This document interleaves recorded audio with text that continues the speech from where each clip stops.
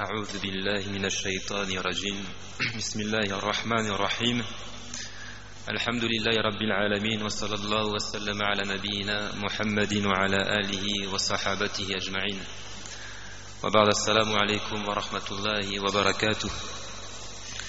Chers frères, le prophète alayhi salatu wassalam nous dit dans un récit authentique: Ala wa inna fil jasadi mudgha إذا صلحت صلح الجسد كله وإذا فسدت فسد الجسد كله ألا وهي القلب.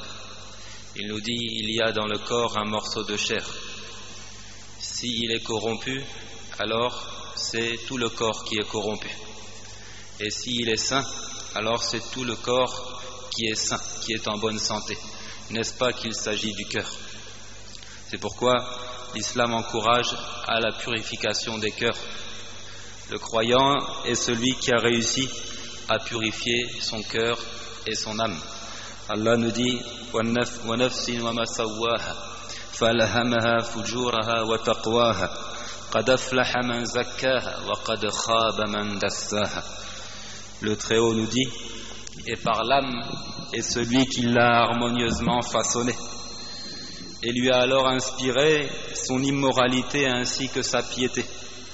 A réussi certes celui qui la purifie et est perdu certes celui qui la corrompt. Cette âme, il nous faut fournir des efforts pour pouvoir la purifier. Et purifier celui qui conforme ses croyances et ses pratiques à ce qui a été amené par le prophète Muhammad sallallahu alayhi wa sallam. Et quiconque s'y oppose, alors celui-là a suivi ses passions. La passion, c'est le contraire de la guidée. Allah a fait de la suivi des passions le contraire de la suivi de ce qui est amené par Muhammad sallallahu alayhi wa sallam. Puis il a subdivisé l'humanité en deux catégories: ceux qui suivent la vérité d'une part et ceux qui se laissent aller et suivent leurs passions d'autre part. Donc deux catégories d'hommes, tout comme il y a deux demeures dans l'au-delà, une préparée pour les obéissants, Al-Jannah, et une préparée pour les désobéissants, An-Nar. Il nous dit: فَأَمَّا مَنْ طَغَى وَآثَرَ الْحَيَاةَ الدُّنْيَا فَإِنَّ الْجَحِيمَ هِيَ الْمَأْوَى وَأَمَّا مَنْ خَافَ مَقَامَ رَبِّهِ وَنَهَى النَّفْسَ عَنِ الْهَوَى فَإِنَّ الْجَنَّةَ هِيَ الْمَأْوَى. Il nous dit: quant à celui qui aura dépassé les limites et aura préféré la vie présente, alors l'enfer sera son refuge. Et pour celui qui aura redouté de comparaître devant son Seigneur et préservé son âme de la passion, alors le paradis sera son refuge. Allah dit clairement: قُلْ إِنَّ هُدَى اللَّهِ هُوَ الْهُدَى وَلَئِنِ اتَّبَعْتَ أَهْوَاءَهُمْ بَعْدَ الَّذِي جَاءَكَ مِنَ الْعِلْمِ مَا لَكَ مِنَ اللَّهِ مِنْ وَلِيٍّ وَلَا نَصِيرٍ. Dis: c'est la direction d'Allah qui est la vraie direction. Mais si tu suis leur passion après ce que tu as reçu de savoir, alors tu n'auras contre Allah ni protecteur ni secoureur. Donc de ce verset on comprend clairement que la suivi des passions, c'est le contraire de la vérité. Il dit également à propos de son serviteur et prophète Daoud: Ya Daoud, inna ja'alnaka khalifatan fil ard, fahkum bayna an-nasi bil haqqi wa la tattabi'il hawa fayudillaka an sabilillah. Innal ladhina yadilluna an sabilillahi lahum 'adhabun shadidun bima nasu yawm al-hisab. Ô David, nous avons fait de toi un calife, un chef, successeur sur la terre. Juge donc en toute équité parmi les gens et ne suis pas la passion, sinon elle t'égarera du sentier d'Allah, car ceux qui s'égarent du sentier d'Allah auront un dur châtiment pour avoir oublié le jour des comptes. Celui qui suit la passion n'a certes pas la qualité de quelqu'un qui doit être obéi. Il ne doit pas être désigné pour chef. Il ne doit pas être suivi. Allah l'a mis à l'écart de la scène politique. Allah nous interdit de lui obéir. Quant à sa destitution, tout d'abord, Allah dit à son intime Abraham: قال إني جاعلك للناس إماما قال ومن ذريتي قال لا ينال عهد الظالمين.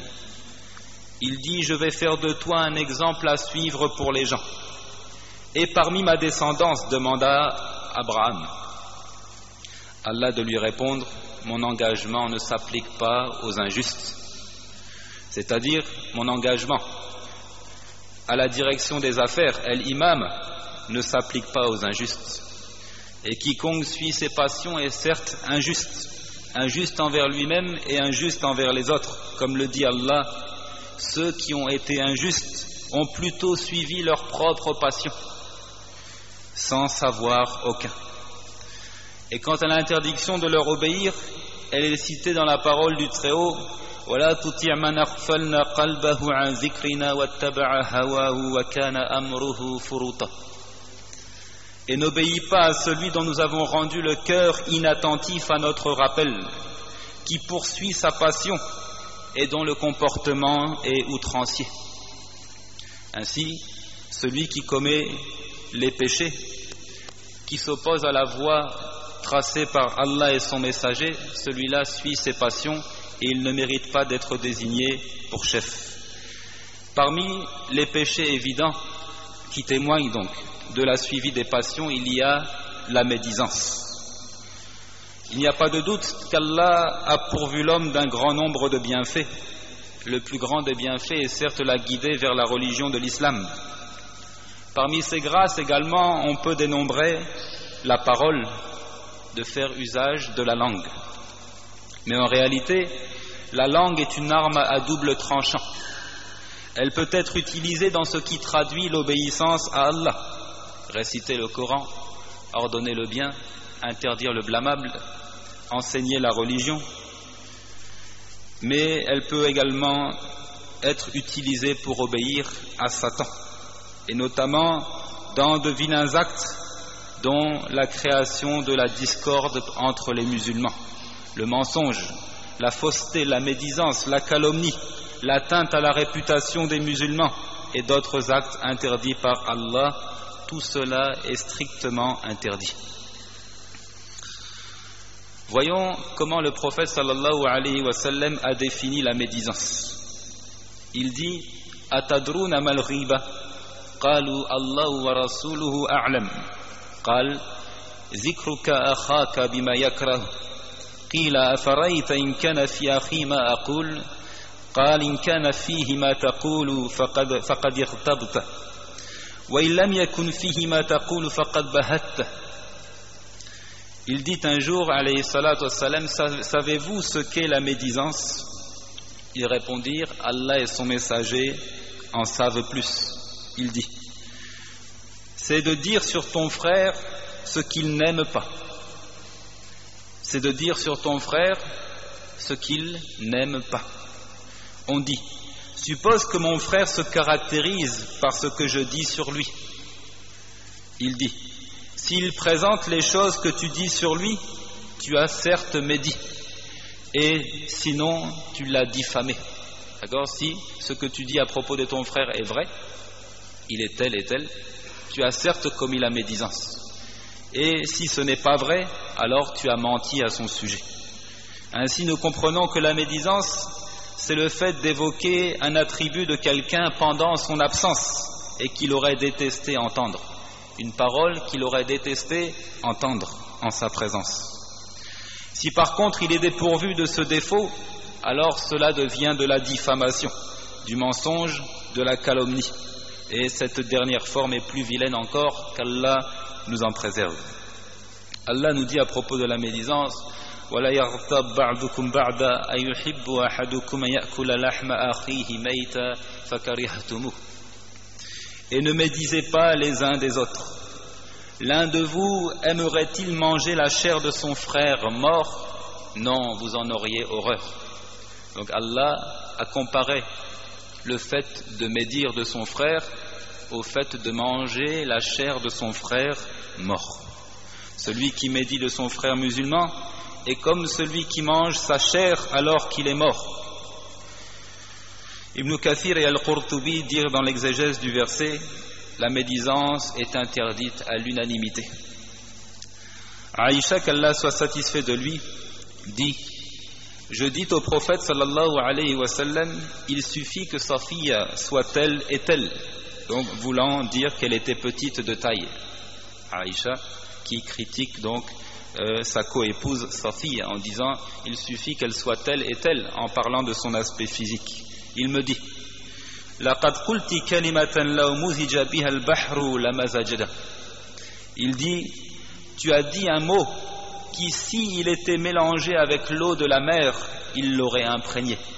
Cette petite parole aurait suffi pour imprégner l'eau de tout un océan. Le médisant et celui qui l'écoute subissent le même jugement. Il faut le savoir, la prescription de la religion relative à la médisance juge médisant celui qui écoute la calomnie et exprime sa satisfaction de ce que le médisant raconte. Car un tel comportement encourage le médisant à poursuivre son acte et à répandre ses propos. Écouter le médisant lui donne l'impression qu'il est crédible, et si nous croyons celui-ci ou si nous exprimons notre satisfaction, alors nous participons à la médisance. Et le fait de se taire, c'est une forme d'agrément. Si je me tais en écoutant la médisance, c'est comme si j'étais satisfait et je participais donc à la médisance. An-Nawawi, qu'Allah lui fasse miséricorde, dit: sache qu'il faut repousser la médisance d'un musulman et dissuader le médisant. Si la dissuasion verbale ne suffit pas, alors il faut avoir recours aux mains, il faut passer à l'acte. Si cela s'avère impossible à réaliser, il est donc recommandé de se retirer du lieu où se trouve le médisant. Si on n'a pas la force de mettre fin à ce mal par l'usage de la parole ou par la main, alors il ne faut plus rester dans cet endroit, il faut quitter le lieu.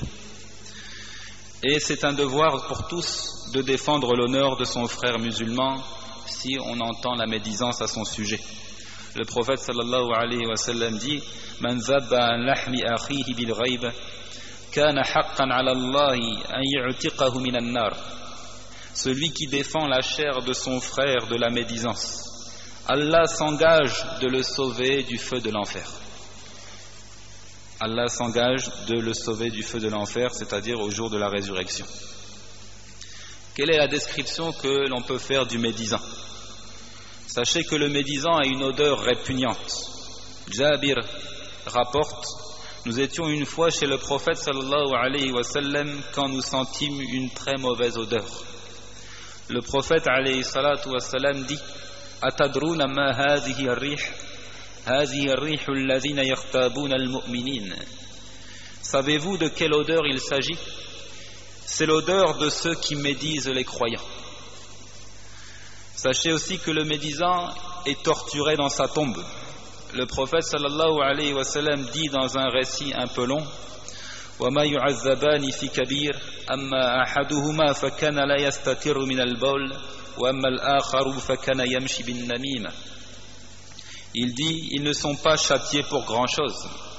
L'un d'eux ne se cachait pas en urinant, quant à l'autre, il pratiquait la calomnie et la médisance. Le médisant est un lâche, quelqu'un de faible caractère, car il ne peut pas se confronter ou être franc avec la personne de laquelle il médit. Le négoce du médisant est voué à l'échec. Il perd en médisant les autres, alors que le médit bénéficiera en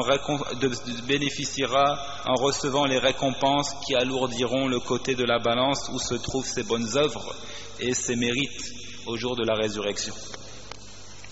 Le médisant est certes quelqu'un à la fois faible. Le prophète sallallahu alayhi wa sallam dit: la yu'minu ahadukum hatta yuhibba li akhihi ma yuhibbu li nafsi. L'un d'entre vous ne sera croyant que lorsqu'il aimera pour son frère ce qu'il aime pour lui-même.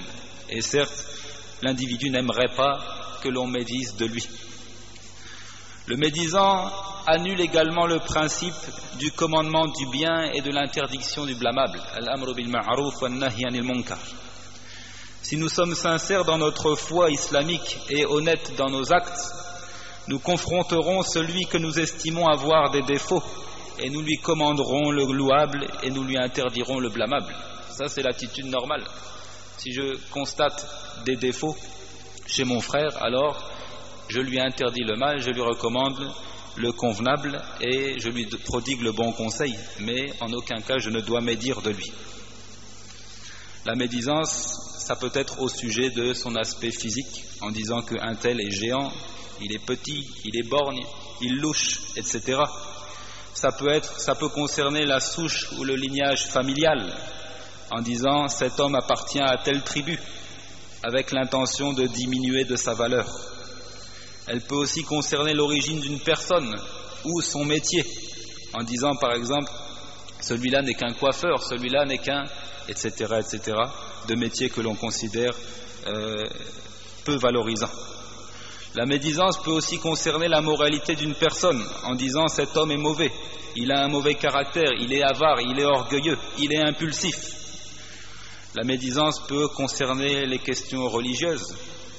La médisance peut concerner les affaires séculaires, en disant par exemple un tel homme est grossier, il est bavard, il est grand dormeur, etc., etc. Et sachez que la médisance n'est pas seulement un acte verbal, elle peut se manifester par un mouvement, un signe, une représentation, un clin d'œil, un signe de connivence ou tout autre acte insinuant la diminution de la valeur ou le mépris de quelqu'un. Ça c'est important, beaucoup l'ignorent.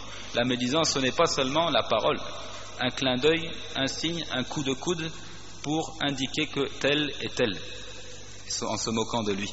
Ça c'est également la médisance.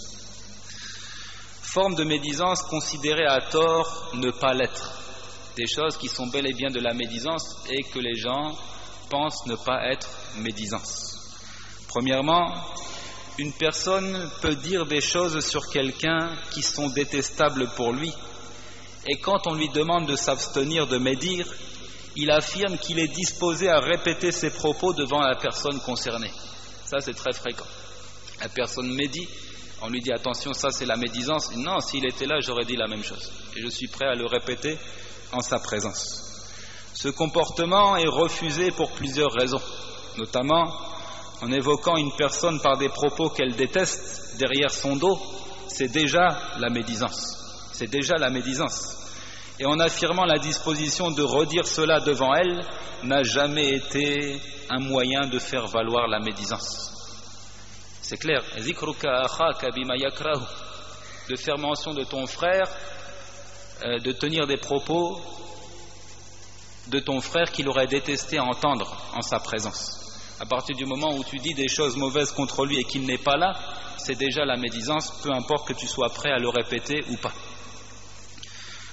Également, quand une personne à laquelle on demande les nouvelles de quelqu'un répond au demandeur « Allah yahdina » qu'Allah nous guide, qu'Allah nous pardonne, etc. Ça, c'est également une forme de médisance. Comment va un tel? Oh, qu'Allah nous guide, qu'Allah nous pardonne. Nous prions Allah de nous donner la santé et toute autre formule qui fait allusion au manque de qualité chez cet individu. Ça, c'est également une forme de médisance qui est trop souvent ignorée. Quant au remède de ce mal, il s'agit de se repentir sincèrement auprès d'Allah le Très-Haut, car Allah pardonne tous les péchés. Inna Allah yaghfiru dhunuba jami'a. Allah pardonne tous les péchés. Avoir conscience que c'est du domaine du grand péché et qu'il faut absolument un repentir sincère pour être absous. Et également donc chercher les causes. Pourquoi est-ce que je suis médisant? Il y a des causes à cela. Certainement qu'il y a dans mon cœur de la jalousie. Donc il faut essayer de traiter ces mots qui sont la jalousie, la suivi des passions et autres, afin de pouvoir mettre fin à la médisance, et c'est Allah qui accorde le succès. Qu'Allah donc nous accorde la foi et la piété. Wallahu a'lam wa sallallahu wa sallam ala nabiyyina wa ala alihi wa man wala walhamdulillahi rabbil alamin.